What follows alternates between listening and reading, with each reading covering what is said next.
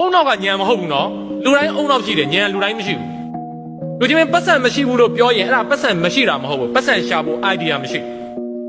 ပတ်စံရှာဖို့ idea မရှိဒါတော့ညံဒီတချို့လူတွေကဘဝတုဒ္ဒအရမ်းများတယ်ရက်ကွက်ထဲမှာဘဝတုဒ္ဒဟင်းလေးကိုဒါပေမဲ့မတွေးဘူးသိလားမသိဘူးသူဘဝတုဒ္ဒ fat ပဲရှိတယ်လေကျွန်တော်တို့က reset မထွက်ဘူးတခါတချို့လူတွေကြောက်တော့အရမ်းတွေးတာပဲ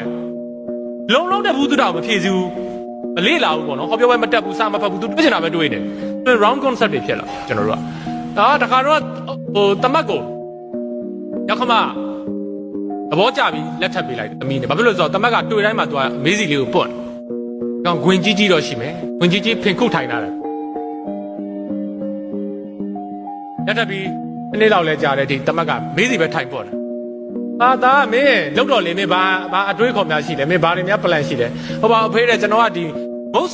မုတ်စိတ်မွေးနဲ့သပင်နဲ့တစ်ဆက်တည်းဟုတ်မဟုတ်စဉ်းစားနေတာပါကျွန်တော်တို့စဉ်းစားနေုံနဲ့လည်းမရဘူးဗျာမှန်မို့လို့လေ strategy နဲ့ပတ်သက်လာရင်တော့